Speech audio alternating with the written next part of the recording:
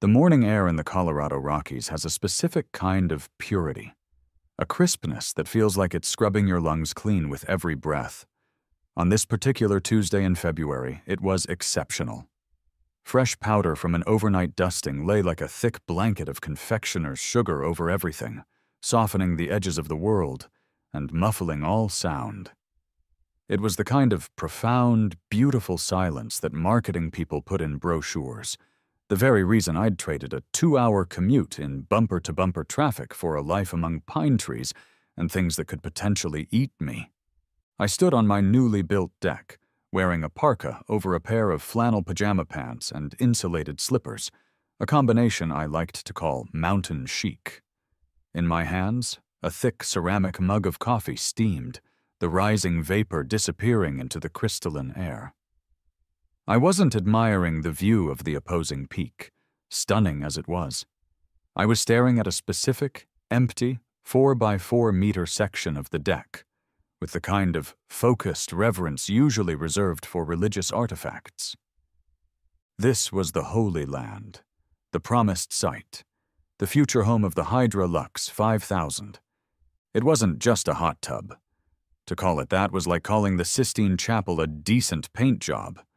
The Hydra Lux 5000 was the pinnacle of hydrotherapeutic engineering.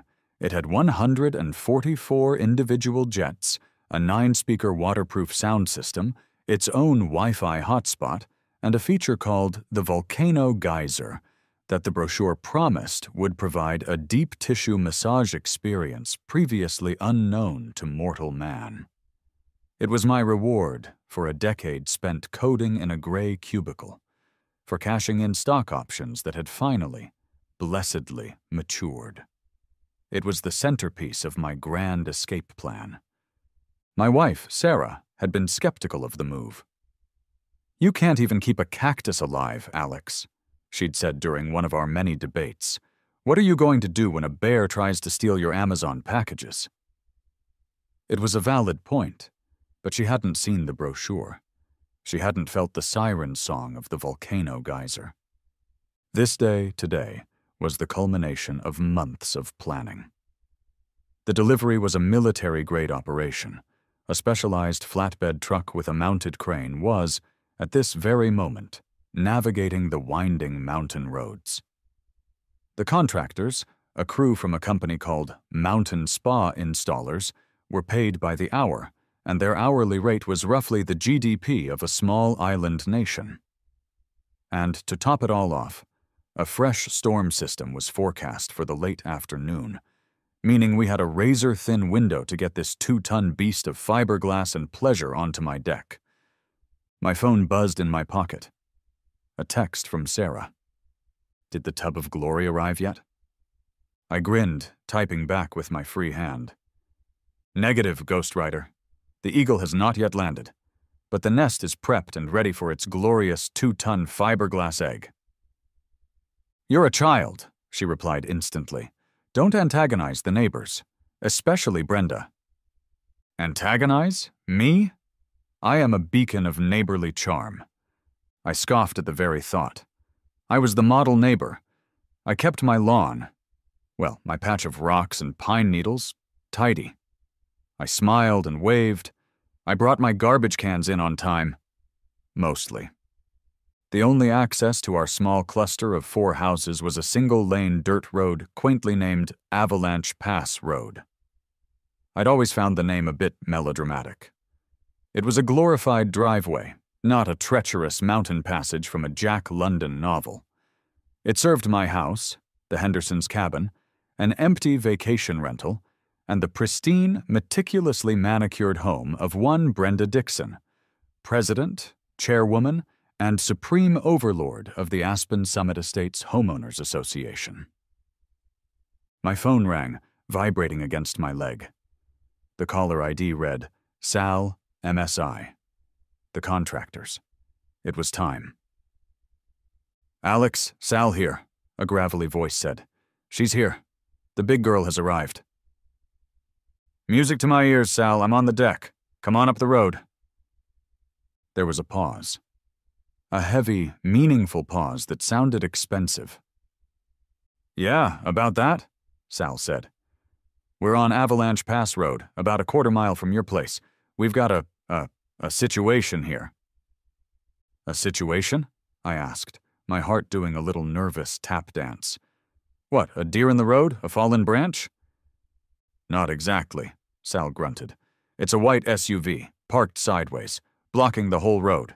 And there's a woman standing here with a clipboard, and she does not look like she wants to discuss the weather. The coffee in my mug suddenly tasted bitter.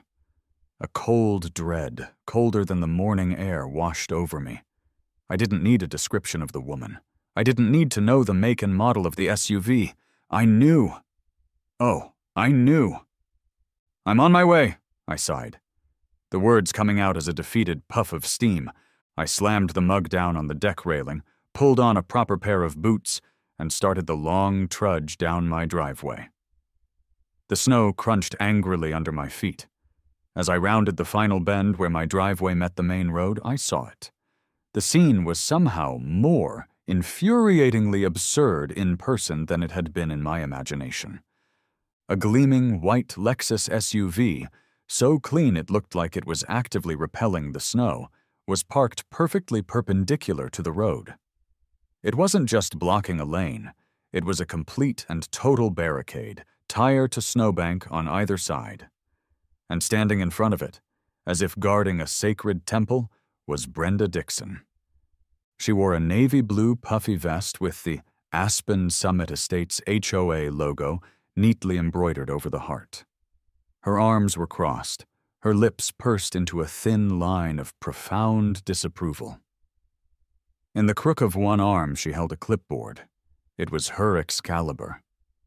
Of course, it was Brenda, the self-appointed guardian of neighborhood mediocrity, the woman who had sent me a certified letter, because my garbage can was visible from the road for a period exceeding the 45-minute post-collection window. I'd timed it after receiving the notice. She was off by 3 minutes. This was a woman who didn't just have too much time on her hands. She had constructed a personal time-space continuum that ran on pure, uncut pettiness, and she was the tyrannical god of her tiny universe. Down the road I could see the massive flatbed truck, the Hydra Lux 5000 sitting on it like a beached whale. It was idling, its diesel engine a soft rumble that sounded suspiciously like a ticking clock. I forced a smile, the kind of tight, painful grimace you give a dentist right before he starts drilling. "Brenda, morning!" I called out, my voice artificially cheerful. "Hey, you seem to have parked creatively. Is everything okay? Car trouble?" She turned her head slowly, her expression as warm as a freezer burn. "Everything is perfectly in order, Alex. I'm conducting a compliance review." A compliance review? I stopped a few feet from her, gesturing vaguely at her automotive art installation. Of what?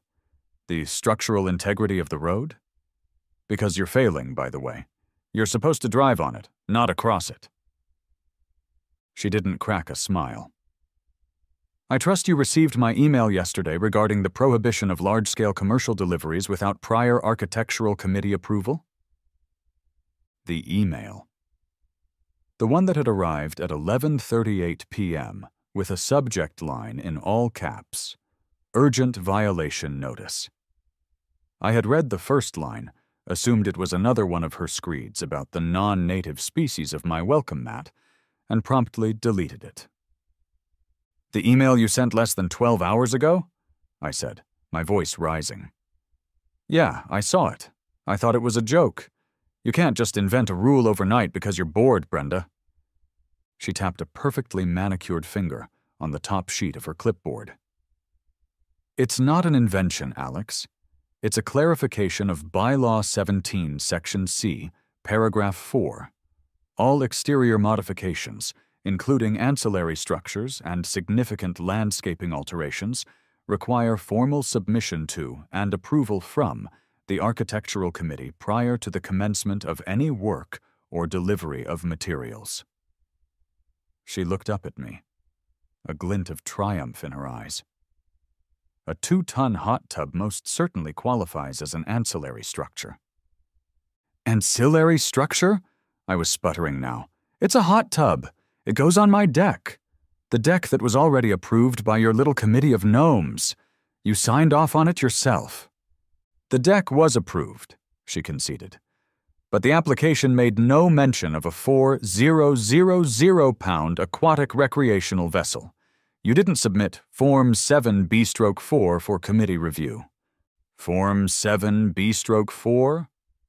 I ran my hands through my hair, my carefully constructed neighborly charm evaporating in the cold air. Are you kidding me? It's a hot tub, Brenda, not a nuclear reactor. It's self-contained. It makes bubbles. Now could you please, for the love of God, move your car? These guys charge by the hour. She gave me a small, smug, infuriating smile. I'm afraid that's not possible. The road is officially closed pending a full investigation into this unsanctioned activity. I stared at her. She stared back. The only sounds were the distant hum of the truck and the frantic beating of my own heart. Logic was not a weapon here. Reason had no power. I was locked in a battle of wills with a woman whose will was forged in the fires of suburban boredom and fueled by a limitless supply of procedural minutiae. And she was winning. The crunch of boots on snow announced the arrival of reinforcements, though whether they were mine or hers was yet to be determined. Sal, the lead contractor, walked up the road, followed by a man so large he seemed to block out the sun. Sal was short and wiry, with a face etched with the permanent stress of a man who deals with logistics in a place where the weather has a PhD in chaos theory. He was already looking at his phone, no doubt calculating the financial hemorrhage this little delay was causing. His partner, on the other hand, was an absolute mountain of a man. He was well over 6 feet tall, with shoulders that looked like they belonged on a defensive lineman and a calm, impassive face. He was methodically unwrapping a burrito from a piece of tin foil. This, I would learn, was tiny. So? Sal asked, not bothering with introductions. He gestured with his chin towards Brenda. Is she moving? She's conducting a compliance review, I said, using air quotes. Sal sighed, a deep, world-weary sound. He turned his attention to Brenda, adopting a tone of strained professionalism. Ma'am, with all due respect, I've got a crane, a 4,000-pound hot tub, and a team of 6 guys waiting down at the turnoff. We need this road. My client is paying for our time. Brenda didn't even grant him a full look, just a sideways glance. This is official HOA business. You'll have to wait for clearance. Clearance? Sal shot back, his professionalism cracking.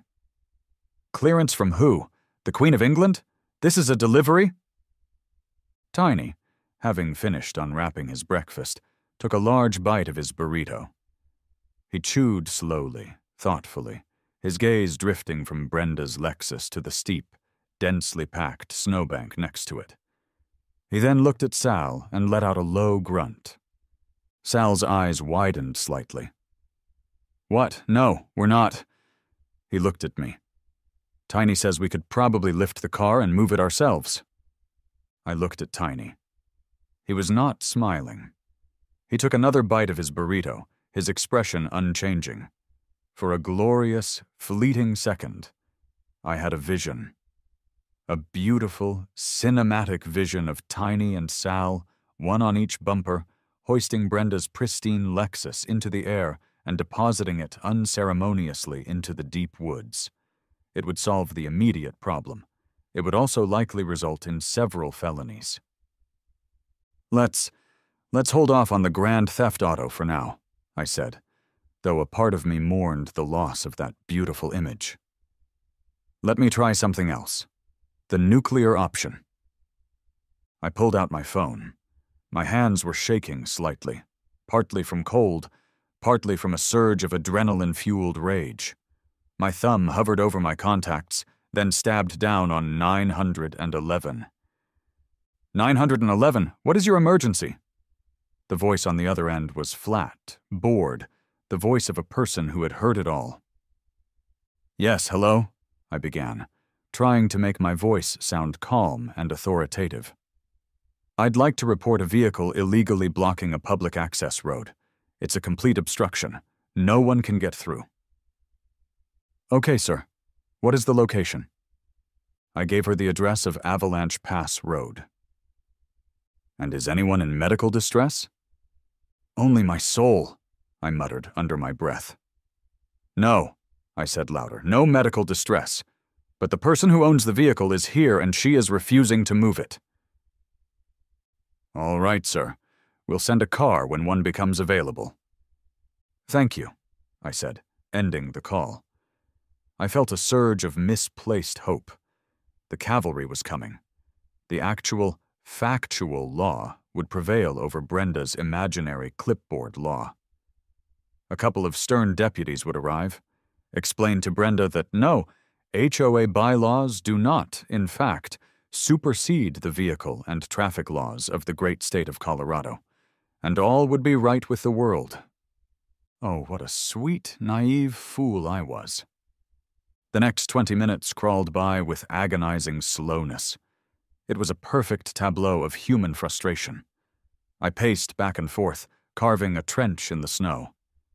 Sal was now on the phone with his wife, his voice a low, apologetic murmur as he explained why he was going to be late for dinner for the third time this week. Tiny, having finished his first burrito, had produced a second one from a pocket in his work coat and had begun the unwrapping process anew. And Brenda.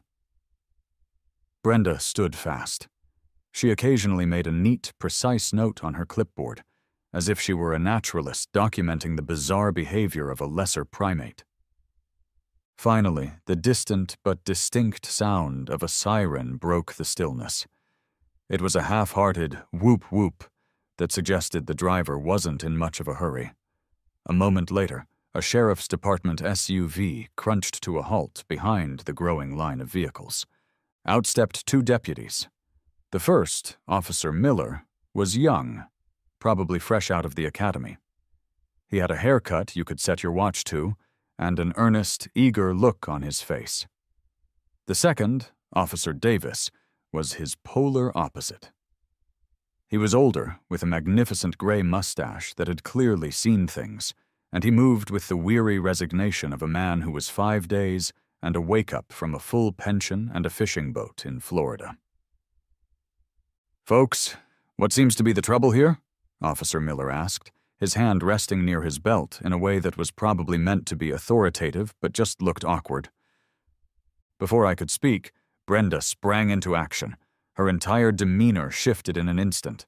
The smug tyrant vanished, replaced by a sweet, concerned, law-abiding citizen. "Oh, thank heavens you're here, officers," she gushed, her voice dripping with counterfeit relief. "I had to take drastic measures. There's an unsanctioned commercial operation happening, and it's a direct violation of our community's covenants. I'm just trying to protect our neighborhood from illegal construction." Officer Miller looked thoroughly confused. He turned to the Lexus. "Ma'am, we got a call about a vehicle blocking the roadway. Is this your car?" "It is," she said proudly. "According to the county plat map, which I have right here," she brandished the clipboard like a holy text, "this specific 100-yard section of the road is designated as private access to be maintained by the HOA. We are well within our rights to regulate traffic for community safety and to enforce our bylaws." She opened a binder she'd produced from her car and started pointing at highlighted paragraphs and complex-looking diagrams. She was a master of her craft. She steamrolled the young officer with a torrent of jargon, easements, covenants, conditions, restrictions. Officer Davis, meanwhile, had discovered a particularly interesting pine cone on the ground and was giving it his full attention. "Sir," Officer Miller turned to me, his eyes pleading for a simpler explanation. "What's your side of this?" "My side?" I exclaimed, my voice cracking. "My side is that I'm trying to get a hot tub delivered to my house. That's it. This is the only road. She is blocking it because I didn't fill out a form that I'm pretty sure she invented last night." Sal stepped forward. "And my guys are on the clock, officer. This is costing my client thousands of dollars." Officer Davis finally looked up from his pine cone, his mustache twitching. "So, let me get this straight.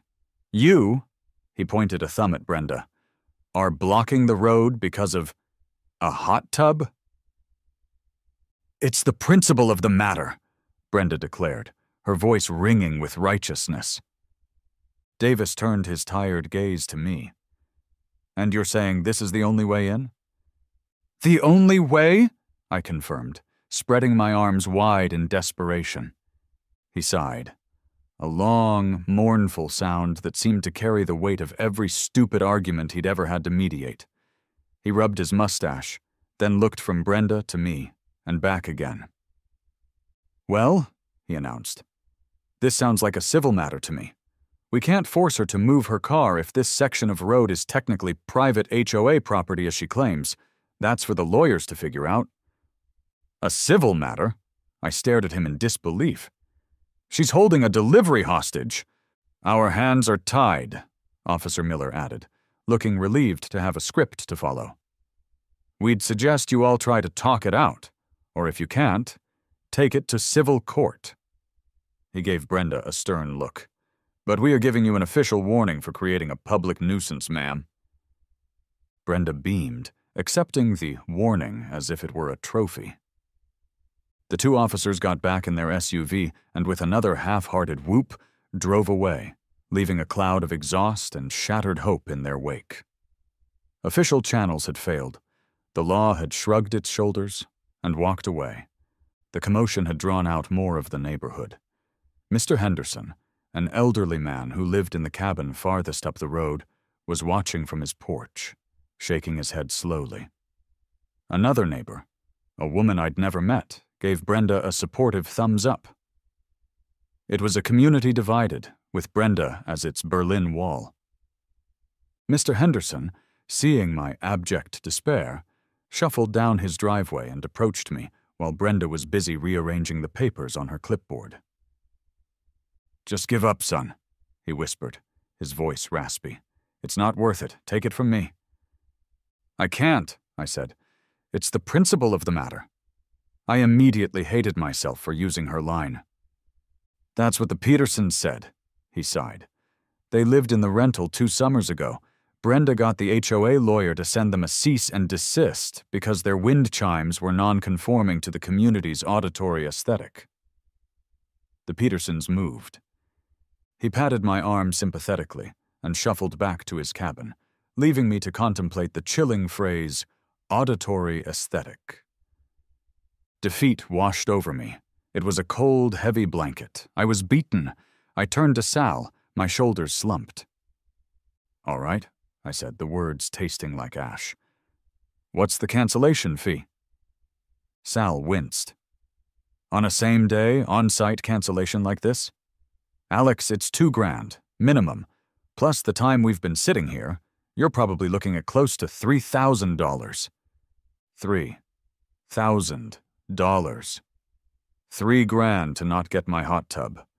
$3,000 to be publicly humiliated by a woman armed with a clipboard and a bottomless well of spite." I could feel my very soul shriveling up and dying inside my ridiculously expensive parka. I was about to wave the white flag of surrender. And then I heard a new sound. The sound of a different kind of engine. It wasn't the low grumble of the delivery truck or the polite hum of a deputy's SUV. This was a growl. A loud, angry, distinctly non-regulation growl. A battered, rust-colored Ford F-250 with a whip antenna and a faded circular logo on the door came tearing up the road, screeching to a halt just behind where the police car had been. The driver's door creaked open, and a man emerged who seemed less born and more quarried directly from the granite of the mountain itself. He was immense, not fat, but solid, with a thick, graying beard that looked like it had its own ecosystem. He wore a grease-stained Carhartt jacket, worn jeans, and a pair of mirrored sunglasses that completely hid his eyes. He moved with a purpose that made everyone else look like they were wading through molasses. This was Grizz. He didn't acknowledge me or Sal or Tiny. He certainly didn't acknowledge Brenda. He walked with heavy, decisive steps right to the front of her Lexus, his steel-toed boots crunching loudly in the snow. He looked down at the car as if it were a mildly interesting insect. He looked up the road, towards the high peaks. He glanced at a rugged, oversized watch on his wrist. Then, without turning his head fully, he spoke. His voice was a low, calm rumble, like rocks tumbling in a deep cavern, and it cut through the air with absolute authority. "You have 3 minutes to move this vehicle." Brenda was so taken aback by his sheer audacity that she was speechless for a full 2 seconds. Then, her programming kicked back in. "Excuse me?" she scoffed, planting her hands on her hips. "And who exactly are you? This is private property. You have no authority here. This is a restricted area." Grizz ignored her question entirely, as if she hadn't spoken. "We have a convoy coming through," he stated, not asked. "Avalanche mitigation deployment. This is the only access road. You are obstructing a time-sensitive safety operation." He paused, then repeated the crucial part. 3 minutes. Brenda's face flushed a blotchy, furious red. "I will have you know that I am the president of this homeowners association. I will have your vehicle towed for trespassing. I will be calling your supervisor and reporting your threatening behavior." Grizz's response was to turn his back on her completely. He pulled a chunky 2-way radio from a holster on his belt and pressed the transmit button. The radio crackled to life with a burst of static. "Grizz to base," he said into the handset, his voice flat and professional. "The access road is blocked. Obstruction is a white SUV, license plate." He read Brenda's license plate number into the radio, slowly and clearly. 8KLZ449. The civilian is uncooperative. Proceeding as planned. ETA to checkpoint is now 2 minutes. Out." He clipped the radio back onto his belt. A giddy, terrifying sense of anticipation began to dawn on the rest of us. This was no longer about bylaws and hot tubs. The game had changed. "Brenda," I said, a wide, manic grin spreading across my face against my will. "For the love of all that is holy, the man just said avalanche mitigation. That sounds important. That sounds like something you don't want to be in the way of. Maybe you should listen to the man with the beard who looks like he eats rocks for breakfast." Sal, his face pale, stepped forward. "Lady, I work in these mountains. When the resort guys say move, you move. They don't mess around with slide paths." But Brenda was too far gone. Her entire world was constructed of rules she controlled. The idea that an outside force, a higher authority, could simply ignore her was incomprehensible. She saw this as a bluff, a conspiracy I had orchestrated. She was the hero of her own story, standing against the lawless hordes. In a final, spectacular act of defiant stupidity, she walked to the front of her Lexus, hoisted herself up and sat squarely on the hood, crossing her arms in a gesture of ultimate defiance. "We'll just see about that," she declared to the mountain air. And then we heard it. It started not as a sound, but as a feeling. A low, resonant thrum that vibrated up through the soles of my boots into my bones. It wasn't a truck engine. It was deeper, angrier. It was the sound of 1,000 giant hornets trapped in a steel drum. It was the sound of a very complex problem about to be solved with a very simple, very heavy solution. Everyone, me, Sal, Mr. Henderson on his porch, looked up the road. My manic grin was now so wide it hurt my face. And then I saw Tiny. Tiny, who had been quietly observing the entire drama from the sidelines, carefully re-wrapped the half-eaten remains of his second burrito and tucked it safely into his coat pocket. He then took one small, deliberate step backward. And that's when I knew. When a man like Tiny, a man who probably considered a falling tree to be a minor inconvenience, takes a step back, you know that the laws of physics are about to have a very public, very messy argument with the laws of Brenda. And physics was bringing friends. The rumbling grew, shaking the very ground we stood on. It was coming. The convoy crested the rise in the road, and the sight was so much more glorious than I could have ever imagined. It wasn't just a vehicle, it was an invading force. 3 of them. 3 massive, bright red, piston-bully 600 Snowcats, rolling forward in a staggered formation like a squadron of crimson tanks. They were monstrously beautiful machines, impossibly wide and powerful, their huge, articulated treads churning through the deep snow on the sides of the road, leaving perfect corduroy-like tracks in their wake. Their yellow emergency lights flashed in a synchronized rhythm, cutting through the bright morning, and they moved with an implacable, unstoppable momentum. They were not slowing down. They were not going to stop. I felt a moment of pure, cinematic awe. The sun glinted off their clean red paint and polished chrome. Puffs of black smoke billowed from their vertical exhaust stacks with every rhythmic chug of their massive diesel engines. Against the pristine white of the snow and the deep green of the pines, they looked like something out of a sci-fi movie, a terraforming crew arriving to tame a hostile planet. Brenda, still perched on the hood of her car, finally heard the roar over the ringing of her own self-righteousness in her ears. She turned her head. Her face, which for the last hour had been a mask of smug assurance, finally registered a new emotion. It was pure, unadulterated terror. Her eyes went wide. Her mouth fell open. She scrambled off the hood of the Lexus, stumbling backward and landing in a heap in the snow, a cloud of white powder exploding around her. The lead Snowcat, the point of the spear, didn't even hesitate. I could see the silhouette of the driver in the cab. He reached forward and pulled a lever.